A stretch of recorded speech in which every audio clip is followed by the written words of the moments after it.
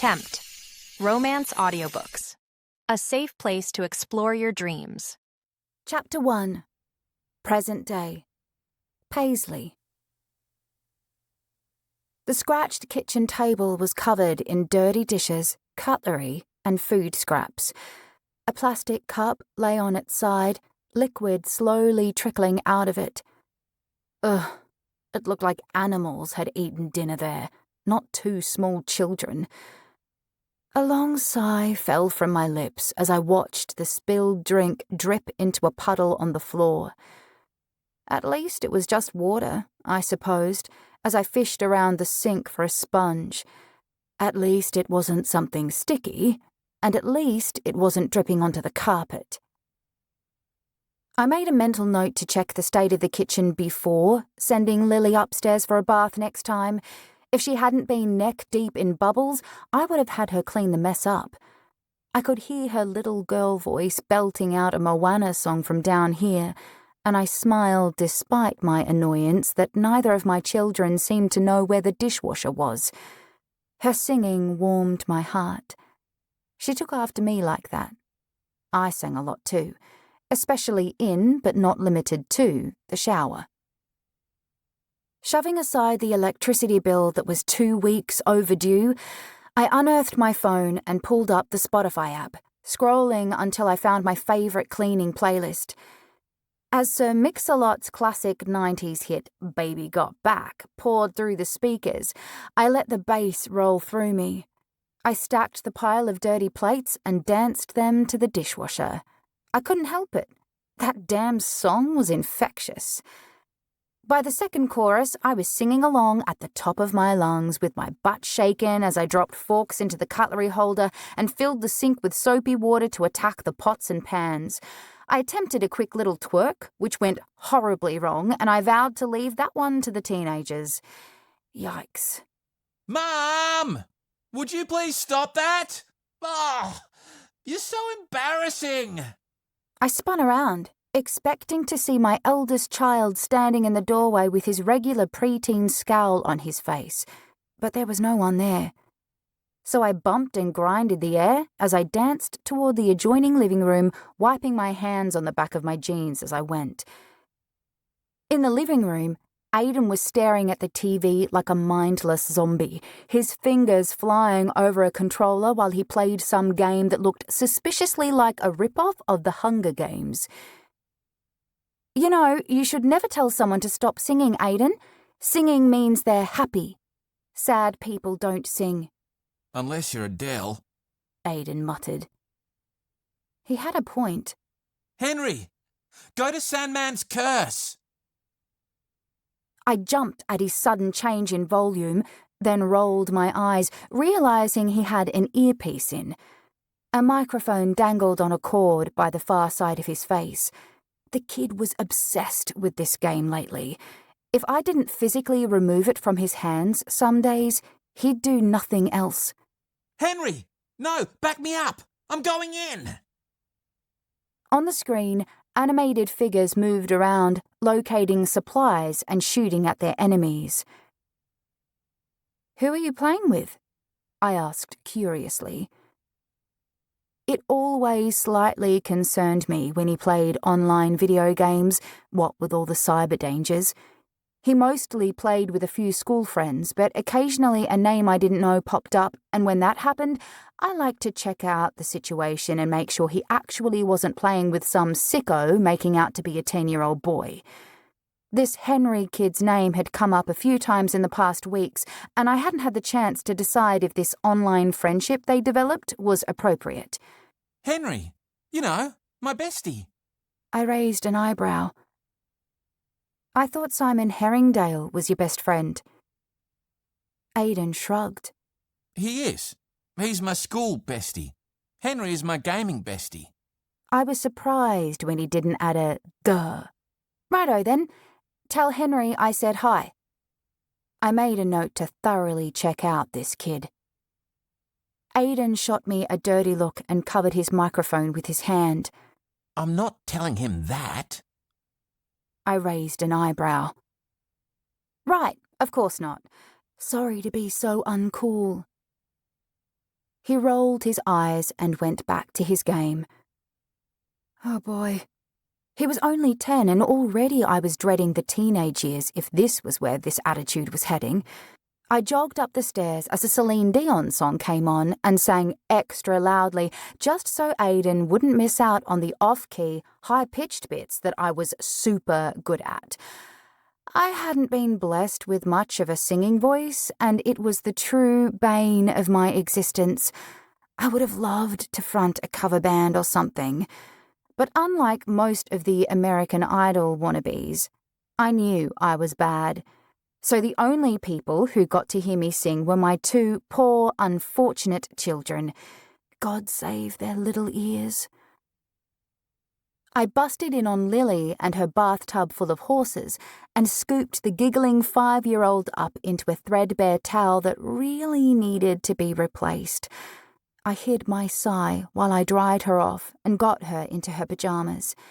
I deliberately picked out a cute little onesie that made her look younger than she really was and wondered if she'd let me do her hair in pigtails tomorrow. She was getting big and was already in kindergarten. It made me sad sometimes. I missed her and Aiden being babies. But then I shook my head. I might have missed them being babies, but I didn't miss the way my life had been back then. Full of stress and always lonely because my husband was a workaholic asshole who cared more about building his business than he did about his wife and children. I'd never sung back then. So now that I was asshole husband free, I made an effort to sing every day.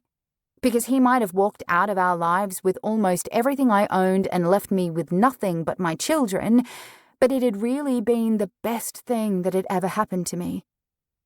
It gave me the kick up the butt I needed to get myself together. I'd let a man rule my life and left myself vulnerable in the process. I knew better now. Knew myself and what I wanted better too. I lifted the horse quilt cover and motioned for Lily to jump in. She wiggled beneath the thick, warm blankets, and I lay down beside her, reading her a story, then waiting until she fell asleep.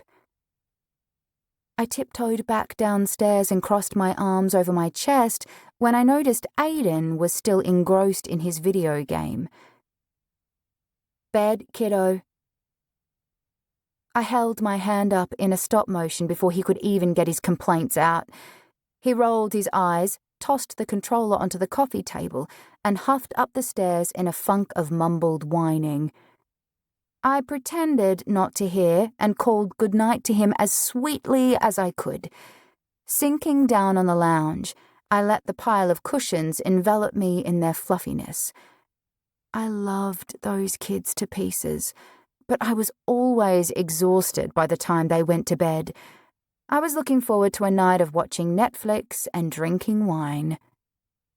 But first, I had to clean the bathroom. I picked up a pillow and groaned loudly into it. Oh boy, was my life ever exciting. On the TV, Aiden's video game was still going, his computerized man standing still now that there was no little boy controlling him. Ugh, Aiden, I muttered. He was always doing this, just leaving his stuff turned on for the battery to die, or leaving his stuff on the stairs, or basically anywhere but where it was supposed to go. I picked up his headset, looking for the power switch to turn the Bluetooth headphones off, and jumped a mile when a deep voice said, Hello? I glanced at the screen. In the corner, a pop-up window showed a grainy webcam video of a man wearing a headset. My eyes widened. Where had that come from? I checked who Aiden was playing against, with dread rising in my gut. Henry Ace 111. Oh no. No. No. No. This guy? No. This man was not the Henry that Aiden had been playing with for the past few weeks. And worse, the man was smiling, like me standing there gaping amused him. Wait, could he see me? Fury raged through me and I yanked the headphones over my ears. "You have got to be kidding me, you creep! How dare you start an online friendship with a 10-year-old boy? What kind of perverted animal are you?"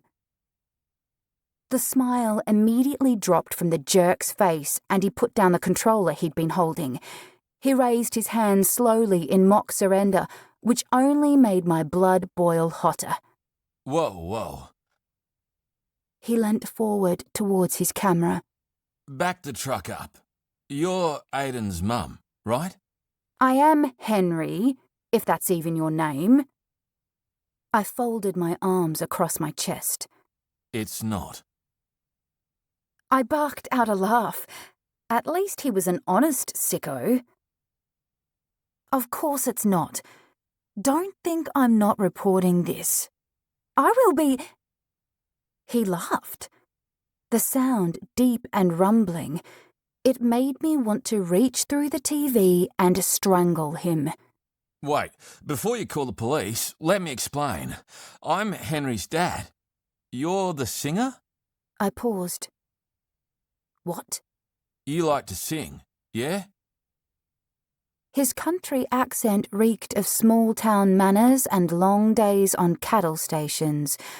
One I might have found attractive, but not when he was preying on my child and getting off on listening to me sing. Ew! Creep.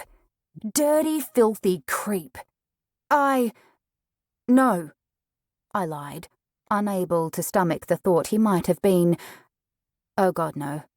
I couldn't let myself go there. Yeah, you do. I hear you sing it every day. The Big Butts song? My face flamed red, and I suddenly hoped that our webcam was as grainy as his. The thought that he'd been listening to me sing, maybe for weeks now, was downright embarrassing. I'd never considered that anybody could hear what was going on in our house whilst Aiden was gaming. That was naive of me. I studied the man's laid-back body language. He was relaxed on a lounge not that different to my own. He wore a checkered shirt, with the sleeves rolled to the elbows, the buttons loose around his neck. His skin was tan, his eyes friendly. He didn't look like a pervert. But it's not like being handsome got him off the hook completely. After all, Ted Bundy was a handsome man as well. "You really heard that?" I asked, a little of the fire going out of me. If he was Henry's dad, that possibly made sense. He chuckled, the sound deep and rich. I did. I've heard many of your, performances while Henry plays. You're good. I frowned. Well, that was a red flag. The man was a liar. Nobody enjoyed my singing, except me.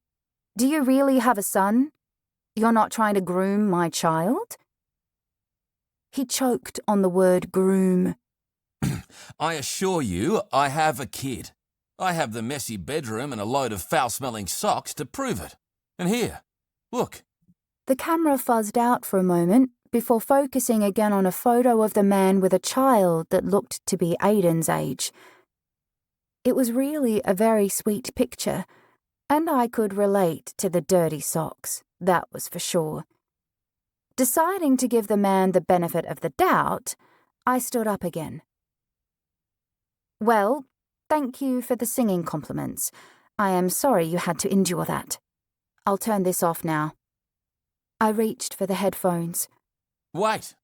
My hands paused in midair while I waited for him to elaborate. Do you want to play? I frowned, looking down at the controller in my hands like it was some sort of UFO. Video games? Please, oh please let him mean video games. If play meant something else, I'd be shutting down Aiden's gaming account quicker than you could blink. On the video, Henry's dad held up the controller. Of course, he said with a puzzled expression. I let out a sigh of relief. I can't. I've housework to do. Plus, I don't game.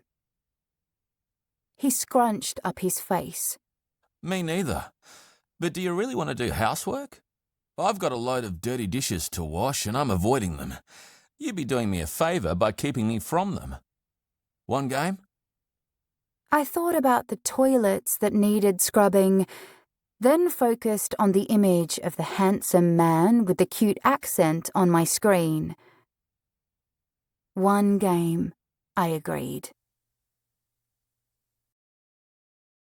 You can listen to the rest of the book in the Tempt Romance audiobooks app, available on the App Store and Google Play. The link to the book is in the description.